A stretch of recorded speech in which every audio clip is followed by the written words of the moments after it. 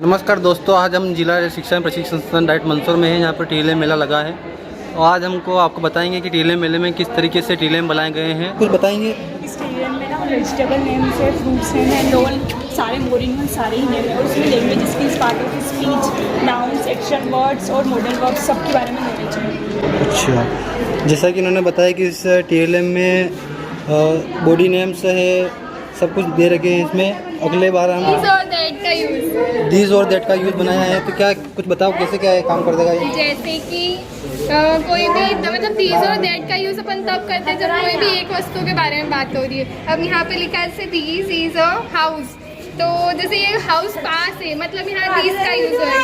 अगर ये हाउस दूर है तो मतलब यहाँ दैट का यूज़ होगा। अच्छा, मतलब कि जो चीज़ें पास में वो उसमें दिस का यूज़ होता है, जो दूर होती है उसमें दैट का। वाह, ये क्या समझाना चाहोगे आप? इससे जैसे कि ये है ना, ये दोनों इन दोनों का है सम्मान। अच्छा, और ये वाला है, ये एक ही भाग है और ये दोनों का दो मिलकर एक भाग है। अच्छा, इसे जोड़ने का भी हो जाएगा तुम्हें? हाँ, ठीक है। ये क्या है इसमें? ये जोड़ का है, बच्चों को स्थानीय मान से जोड़ सिखाने का। हाँ, तो कैसे सिखाएंगे इसको? इसमें सिखाएंगे जैसे पहले बच्चों को स्थानीय मान बताएंगे। इकाई में 1 अंक होता है, दहाई में 2 अंक होते हैं, सैकड़ा में 3 अंक होते हैं। उसके बाद जैसे मैंने ये उदाहरण लिया है, इसमें मैंने एक सीट डाली है, हाँ। उसके नीचे 2। हाँ, वो फिर मैं बोल दूँगा बाद में। और इसमें हमने 5 डाली, ये 6 डाली है। तो इन सबको बच्चा जोड़ेगा ऐसे करके, फिर उसमें से जो उसका जो प्रतिफल आएगा, मान लीजिए 6, 2, 7, 8 और 9, वो 9 को ही इनमें डालेगा। 9 को इनमें डालेगा, मतलब इसमें 10 नहीं हो सकते हैं? नहीं हो सकती है, उसका हासिल के तो लिए इकाई में 10 कैसे हो सकते हैं? 9 है ना, हाँ, 9, 9, 10। हाँ। 10 हो गई तो जो पीछे का अंक होगा वो यहाँ पे अच्छा। रहेगा और जो बचेगा हासिल हाँ, वो वो यहाँ। ऊपर आ जाएगा। और ऐसे ही करके ये बाकी भी जोड़। ठीक है। महाद्वीप, हाँ, महाद्वीप, सातों और ये महासागर जो यहाँ पे बने हुए हैं। ये पृथ्वी के और महाद्वीप और महासागर बच्चे समझ सकते हैं इसको। और ये पृथ्वी के अंदर की आंतरिक संरचना है। ये हमारी भूपट्टी है जिस पे हम रहते हैं। ये ऊपरी और निचला मेंटल है और ये आंतरिक और बाह्य कोण। और उसके अंदर ये कितने किलोमीटर के अंदर विद्यमान है वो, और उसमें कौन कौन से तत्व पाए जाते हैं। तो ये 35 किलोमीटर है ना? हाँ, भूपट्टी के नीचे मतलब 35 किलोमीटर अंदर जाएंगे कि तो इसकी हमारी वो प्रॉपर्टी है वो, है ना? इतने किलोमीटर अंदर जाने पर हमारा ऊपरी मेंटल प्राप्त होगा। तो अगर बच्चा कहीं पूछे कि जो ये प्रॉपर्टी की 35 किलोमीटर है, ये पूरी समान है क्या? हाँ, समान ही रहती है। हाँ, बिल्कुल गोल के समान ही रहती है। नहीं। ऊपर से ऊपर नीचे है, उसका हाँ, शेप पूरा गोल नहीं है। जैसे कि हिमालय है तो उसमें जो प्रॉपर्टी की जो ऊंचाई होगी वो 35 किलोमीटर है क्या?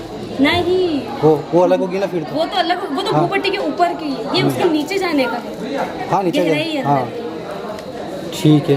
बताना चाहेंगे आप? ये स्थानीय मान का टेल है, में इससे बच्चों को संख्या की पहचान भी करा सकते हैं और स्थानीय मान भी बता सकते हैं। जैसे कि बच्चों को बता सकते हैं कि 3 संख्या लिखी, पहली होती है इकाई, दूसरी होती है दहाई और तीसरी होती है सैकड़ा। तो इकाई में अपन ने अंक लिया 7, तो इसमें इकाई में 7 का आए तो ये 7 का स्थानीय मान हो गया। फिर दहाई में अपन ने लिया 3, तो 3 का स्थानीय मान क्या होगा, तो यहाँ पर अपन 3 लाएंगे, ये 3 का स्थानीय मान हो गया।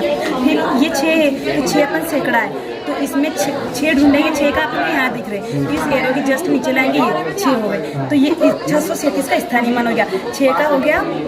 तो क्या कैसे क्या काम करेगा ये?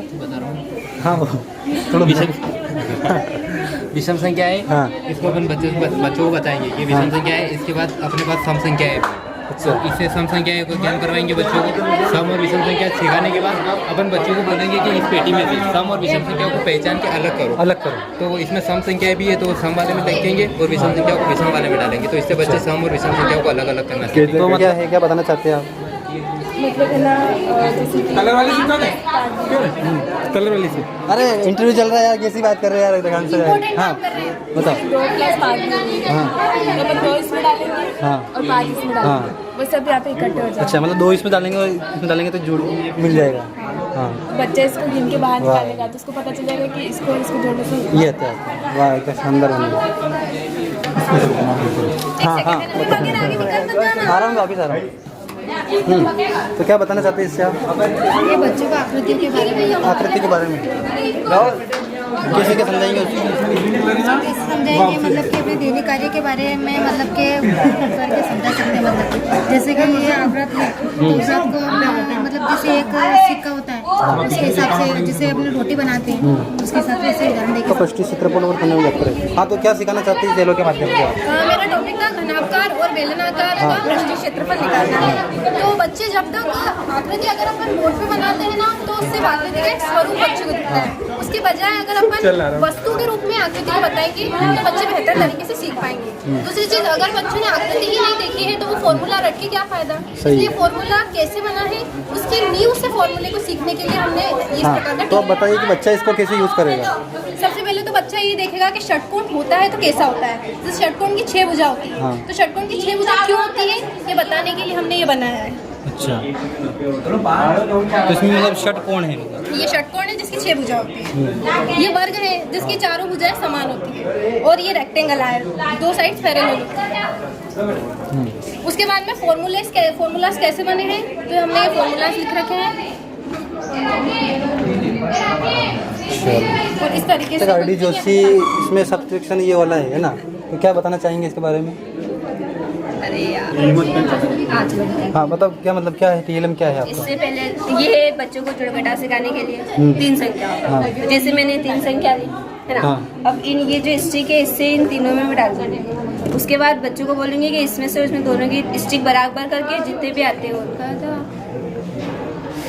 समझ में नहीं आया। बच्चा बहुत जल्दी आएगा आपके पास। ये क्या बनाया है?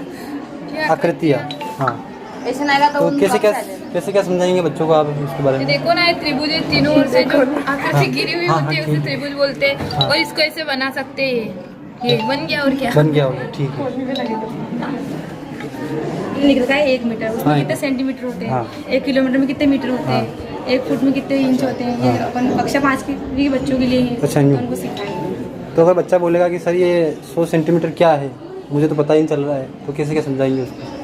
मीटर सबसे छोटी इकाई है। ये वो इकाई नहीं पता उसको, बच्चे को कुछ पता समझ में नहीं है, कैसे समझाएंगे? टीएलएम तो इसलिए बना रहे क्योंकि वो उसको आसान कर सके, और आप ये बोलोगे कि ये है तो वो तो पता ही उसको। तो सिखाएंगे ना कि एक स्केल लेंगे, स्केल में बताएंगे कि ये स्केल है, इसमें एक से यहाँ तक 1 सेंटीमीटर है, तो 100 सेंटीमीटर को मिलके 1 मीटर बनता है। ऐसे सिखाएंगे उसको स्केल से। अच्छा, ऐसा। जैसे कि कोई वाक्य लिखते हैं तो उसमें कहाँ कौन सी चिन्ह का प्रयोग कर सकते हैं, कहाँ हमें रुकना है, उसके लिए हम अर्धविराम लगाएंगे।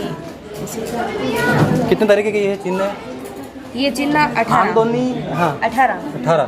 तरीके के विराम चिन्ह है जो कि दिखाए गए हैं, जिसमें आप देख सकते हैं कि जो तो चिन्ह मैंने भी नहीं देखे हैं वो भी है इसमें। हाँ, 3D शेप का ये आपने बनाया?